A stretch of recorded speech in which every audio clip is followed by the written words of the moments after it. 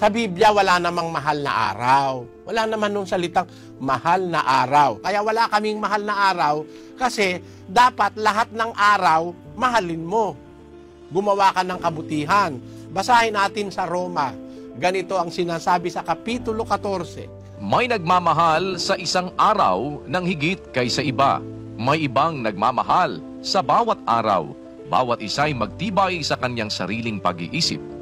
Ang nagmamahal sa araw ay minamahal ito sa Panginoon at ang kumakain ay kumakain sa Panginoon sapagkat siya'y nagpapasalamat sa Diyos at ang hindi kumakain ay hindi kumakain sa Panginoon at nagpapasalamat sa Diyos. Ayon, maliwanag dyan ang sabi ni San Pablo, may nagmamahal sa isang araw higit kaysa iba. May ibang nagmamahal sa bawat araw. Kaya, depende na yun sa nagmamahal. Bawa, minamahal mo yung araw, nagiging mahal yung araw para sa'yo. Mahal yung araw sa'yo.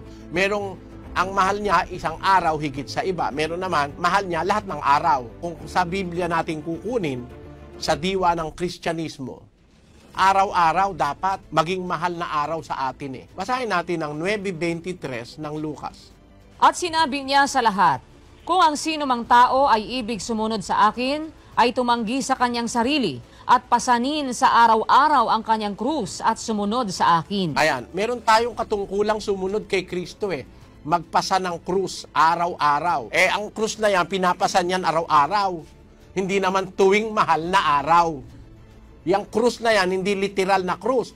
Dahil paano ka magpapasa ng krus araw-araw kung yan ay material na krus? Pwede bang papasok ka sa Ayala Avenue, ikaw ay isang sekretarya, nagmamakinilya ka para sa boss mo, pasan-pasan mo yung krus. Natatawa ko sa iba. Nakabasa ng krus, ininterpretasyonan yung krus daw na yon, yung krus na pinagpakuan kay Kristo. Ibang krus yan. Yan ay krus na dadalhin mo araw-araw, papasanin mo. Ayan ang dapat nating makita. Hindi literal na krus yan. Yan ay larawan ng responsibilidad ng isang Kristiyano. Susunod ka kay Kristo, papasanin mo yung responsibilidad mo araw-araw. O dapat lahat ng araw mo, mahalin mo sa pagsunod sa Diyos.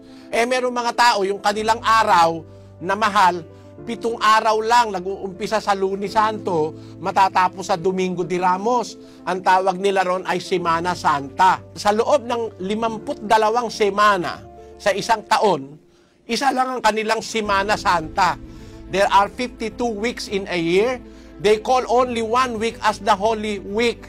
Lahat ng mga semana, mga weeks, ay mga evil weeks.